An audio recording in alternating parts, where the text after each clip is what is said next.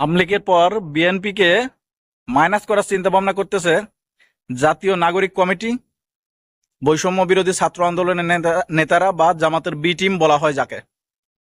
এখন কিন্তু জামাতের বি টিম বলা হচ্ছে এই যারা আছে আমাদের মতন পোলাপান যারা আছে এদেরকে কিন্তু জামাতের বি টিম বলা হচ্ছে। তারা কখনো বলতেছে আমরা রাজনৈতিক দল গঠন করব, কখনো কেউ বলতেছে অনেকগুলো রাজনৈতিক দল আসবে। এটা নিয়ে কিন্তু আরেকটা সমালোচনা বলতেছে, ভাই আপনারা যদি রাজনৈতিক দল গঠন করে একটা রাজনৈতিক দল আসতে পারে, কিন্তু অনেকগুলো রাজনৈতিক দল আসবে সেটা আপনি কিভাবে জানেন? আপনাকে গোপন সূত্রে জানেন নাকি আপনাদের অন্য কোনো প্ল্যান আছে, বা এক একজন এক একটা রাজনৈতিক দল নিয়ে আসবেন? তা এই সমালোচনার মুখে তারা আরেকজন বলতেছে, না আমরা বৈষম্য বিরোধী ছাত্র আন্দোলনের নেতারা বা জাতীয় নাগরিক কমিটির কেউ রাজনৈতিক দল করব না বা রাজনৈতিক দলের প্ল্যাটফর্মে যাব না। কিন্তু দেশের যেসব রাজনৈতিক বিশেষজ্ঞ আছে বা বিশ্লেষণকারী আছে অ্যানালাইসিসকারী আছে, তারা কিন্তু বিষয়টা ধরে ফেলছে। তারা বলতেছে ভাই তারা বলতেছে, আমরা বুঝতে পারছি যে তোমরা কি করতে চাও, তোমাদের প্ল্যানটা কি। তোমরা আওয়ামী লীগকে মাইনাস করে এখন আবার বিএনপি কে মাইনাস করতে চাচ্ছ, যে বিএনপি কে মাঠ থেকে সরায় দিলেই ক্ষমতায় যাবে কে? জামাত ইসলাম এবং তার সহযোগী যেসব সংগঠন আছে বা অন্যান্য যারা তার সঙ্গে জোট বাঁধবে তারা ক্ষমতায় যাবে। এই কারণে কিন্তু বিএনপি চরম খেপে গেছে জামাতের বিরুদ্ধে।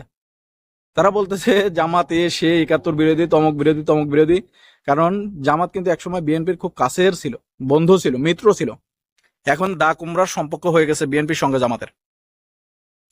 আর এই কারণেই বিশেষজ্ঞরা বলতেছে, রাজনৈতিক যারা বিশ্লেষণকারী আছে তারা বলতেছে, এই বৈষম্য বিরোধী ছাত্র আন্দোলনের নেতারা বা জাতীয় নাগরিক কমিটির যেসব নেতারা আছে তারা কিন্তু জামাতের বি টিম হিসেবে তারা কাজ করতেছে। কারণ জামাতের সরাসরি তারা বলতে পারতেছেন আমরা জামাতের অংশ, কিন্তু পিছন থেকে জামাতই বড় ভূমিকা রাখতেছে। গতকাল যে লোক জমায়েত করা হলো, এখানে কিন্তু জামাতের ভূমিকা ৯০%।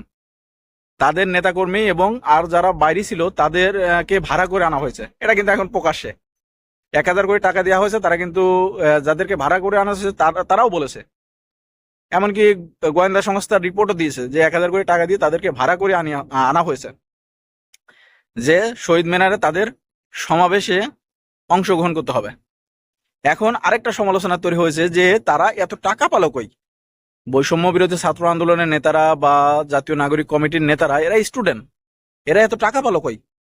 তারা উত্তরায় একটা অফিস করে, এমন জায়গায় অফিস আছে যে অফিসের ভাড়াই মাসে ২৫,০০০ টাকা। তাহলে বোঝেন যে ২৫,০০০ টাকা যদি অফিসের ভাড়া দেয় তাহলে তারা কত টাকার মালিক বা টাকার উৎস নিশ্চয়ই আছে। এখন এই জন্য মানুষ বলতেছে যে সরকার যদি তাদের টাকা দেয় সেটা হচ্ছে কিংস পার্টি বা সরকারের সহযোগিতা যেটা হচ্ছে। আর যদি সরকারের সহযোগিতা না হয় তাহলে হচ্ছে জামাতের সহযোগিতা। জামাত বড় ভূমিকা রাখতেছে তাদের পিছন থেকে। এই কারণেই জামাতের টাকা পয়সা, জামাতের সবকিছু, জামাতের প্ল্যানে নিয়ন্ত্রণ হচ্ছে তারা। যে প্রক্লেমেশন বা জুলাই রেভলিউশন ঘোষণা করার কথা ছিল, সেখানেও নাকি ইসলামপন্থী বা জামাতপন্থী যেগুলো বলা হয় সেই নিয়ম কারণে বেশি লেখা ছিল। সেটা হয়তো ঘোষণা করা হয়নি, পরবর্তীতে সেটা মার্চ অফ ইউনিটি করা হয়। সেই ঘোষণা করা হলে হয়তো দেশে অরাজনৈতিকতা সৃষ্টি হতো, দেশের সংবিধানের ইস্যুতে একটা ঝামেলা তৈরি হতো। এই কারণে কিন্তু সরকার সেটা স্থগিত করে দেয়। বৈষম্য বিরোধী ছাত্র আন্দোলনের নেতারা সেখান থেকে পিছিয়ে আসে, কারণ সেটা করার জন্য নাকি পিছন থেকে জামাত ত্বরান্বিত করতেছিল। এটা কিন্তু এখন বড় বড় রাজনৈতিক বিশেষজ্ঞ তারা বলতেছে যে এই ঘোষণাটা যদি আসতো তাহলে জামাতের জন্য ভালো হতো, তারা নিজেদের মতো কিছু করতে পারতো। পরবর্তীতে বলতো যে সংবিধান তো অনেক আগেই শেষ হয়ে গেছে, এখন আমরা যেটা করতেছি এটাই সংবিধান, বা যে ঘোষণা দিয়েছে সেটাই সংবিধান হিসেবে গ্রহণ করা হচ্ছে। এই কারণে কিন্তু এখন বিএনপির মাথায় হাত। বিএনপি বলতেছে আওয়ামী লীগকে মাইনাস করে এখন আমাদেরকেও মাইনাস করা হচ্ছে, -2.0 করা হচ্ছে বিএনপিকে। এই ঘটনার পরিপ্রেক্ষিতে কিন্তু গতকাল বিএনপির কার্যালয়ে একটা সমাবেশ হয় বা মিটিং হয় তাদের ভিতরে, স্থায়ী কমিটির সদস্যদের ভিতর। সেখানে ভার্চুয়ালি সভাপতিত্ব করেন তাদের ভারপ্রাপ্ত চেয়ারম্যান তারেক রহমান। এই নিউজটা কিন্তু এসেছে দৈনিক সমকালের পক্ষ থেকে। এটা অনেকেই বলতে পারে আপনি বানিয়ে বলছেন, দৈনিক সমকালের পত্রিকা দেখলে আপনারা বুঝতে পারবেন। সেখানে কিন্তু এই নিউজটা এসেছে যে সেখানে কিন্তু এই বিষয়গুলো নিয়ে কথা হচ্ছে, যে বৈষম্য বিরোধী ছাত্র আন্দোলন এরা কারা, জাতীয় নাগরিক এরা কারা, আর জামাতের প্ল্যান কি, দেশে কি হতে যাচ্ছে। বিএনপিকে কি মাইনাস আসলেই করে দেবে? বিএনপিকে মাইনাস করে দিলে তো তারাই ক্ষমতায়, কারণ আওয়ামী লীগ এখন মাঠে নেই। এটা নিয়ে কিন্তু তাদের মনে ভয় ঢুকে গেছে। কারণ তারেক রহমান বারবার বিএনপির যেসব নিম্ন পর্যায়ে তৃণমূল পর্যায়ের নেতাকর্মী আছে যারা বিভিন্ন অপকর্ম জড়িয়ে গেছে তাদেরকে নির্দেশ দিচ্ছেন বা আদেশ করছেন যে তোমরা এগুলো থেকে বিরত থাকো, কিন্তু তারা থাকতেছে না, তারা অপকর্ম জড়িয়ে যাচ্ছে। এদিকে জামাতের অনেকেই কিন্তু সংযত আছে, আর সেগুলো যদি হয়েও থাকে সেগুলো তারা অন্য কারো বলে বা কম হচ্ছে চালিয়ে দিচ্ছে বা অন্য কম হচ্ছে। কিন্তু বিএনপির প্রচুর, যেখানে যাবেন সেখানে বিএনপি নাম, কারণ এখন আর আওয়ামী লীগ মাঠে নেই, সম্পূর্ণটাই বিএনপির নামে চলে যাচ্ছে। এখন অনেকেই বিশেষজ্ঞ যারা আছে সেসব বিশেষজ্ঞ, অনেক বিশেষজ্ঞই ধারণা করতে যে যদি এরকম আরো 1.5 থেকে 2 বছর চলতে থাকে তাহলে কিন্তু দেশের জনগণ বিএনপিকে আর বিশ্বাসই করবে না।